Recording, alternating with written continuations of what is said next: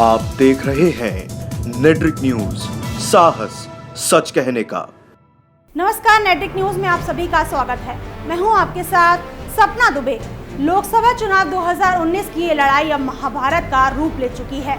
जब से चुनावी तारीखों का ऐलान हुआ है, तभी से राजनीतिक पार्टियों में गहमा गहमी का माहौल देखने को मिल रहा है।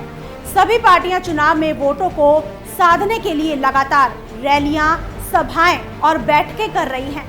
चुनावी माहौल में तड़का तब लगता है जब पार्टियां अपने प्रत्याशियों की लिस्ट जारी करती हैं। इस दौर में सबसे पहले कांग्रेस ने अपनी पहली लिस्ट जारी की थी, जिसके बाद से बीजेपी की लिस्ट का सबको बेसब्री से इंतजार था कि इस बार बीजेपी किस फॉर्मूले पर अपनी पार्टी में टिकट बांटती है। बीजेपी सरकार पिछले चुनाव में अपनी जीत को इस बार के लोकसभा चुनाव में भी दोहराना चाहती है, जिसके लिए वो हर मुमकिन कोशिश कर रही है। बीजेपी इस बार किसी भी ऐसे प्रत्याशी को टिकट देने के मूड में नहीं है जो बीजेपी के लिए जीत का संदेश ना ला सके।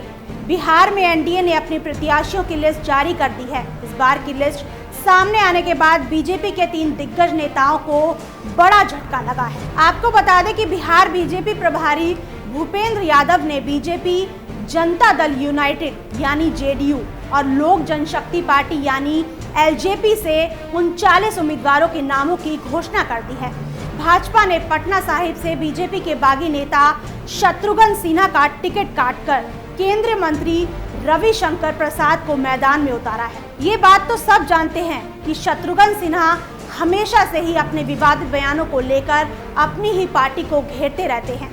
शायद यही कारण है कि इस बार बीजेपी ने शत्रुघ्न सिन्हा का टिकट काट दिया है। बीजेपी शत्रुघ्न के बागी तेवर से हमेशा ही मुश्किलों में घिरी रहती है, इसीलिए इस बार बीजेपी उनकी जगह अपने सबसे भरोसेमंद रविशंकर को उनकी जगह मैदान में उतार रही है। शत्रुघ्न सिन्हा के बीजेपी से टिकट कटने के बाद उनके कांग्रेस में शामिल होने की खबरें आ रही थी, लेकिन अब टिकट कटने के बाद ये बात साफ हो गई है कि वो कांग्रेस ज्वाइन करेंगे। इतना ही नहीं, इस बार बीजेपी ने अपनी वरिष्ठ नेता और बिहार राजनीति में बड़े चेहरे माने जाने वाले शहनवाज हुसैन का भी टिकट काट दिया है। वो पिछली बार भागलपुर से चुनाव लड़े थे और हार गए थे। अब ये सीट जेडीयू के खाते में चली गई है।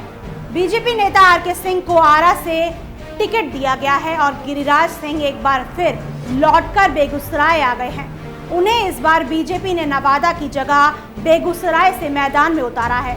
एनडीए ने इस बार के एक मुस्लिम प्रत्याशी को चुनाव मैदान में उतारा है। वो भी जेडीयू ने अपने कोटे से किशनगंज सीट से महमूद अशरफ को टिकट दिया है। बीजेपी के इस फैसले से भी बीजेपी के मुस्लिम वोट कट सकते हैं, क्योंकि लोगों के बीच ये भावना है कि बीजेपी हिंदूवादी पार्टी है और मोदी सरकार देश के मुसलमानों के साथ समान व्यवहार नहीं करती है। अब देखना ये होगा कि बीजेपी का पटना साहिब से शत्रुघ्न का टिकट काटकर रविशंकर प्रसाद पर दांव कितना काम आता है। ये तो चुनाव के नतीजे बता ही देंगे कि वो अपने चहीते शत्रुघ्न की सीट से रविशंकर को अपनाते हैं या नहीं।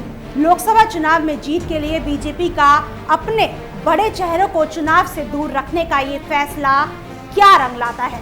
फिलहाल के लिए बस इतना ही। बाकी देश और दुनिया की तमाम खबरों के लिए देखते रहिए हमारे चैनल नेट्रिक न्यूज को। खबरों की ताज़ा अपडेट के लिए हमारे चैनल नेट्रिक न्यूज को सब्सक्राइब करना ना भूलें। हमारे साथ जुड़े रहने के लिए हमारे YouTube चैनल को सब्सक्राइब करें, साथ ही बेल आइकन को दबाएं। नेट्रिक न्यूज की खबरें सबसे पहले देखने के लिए।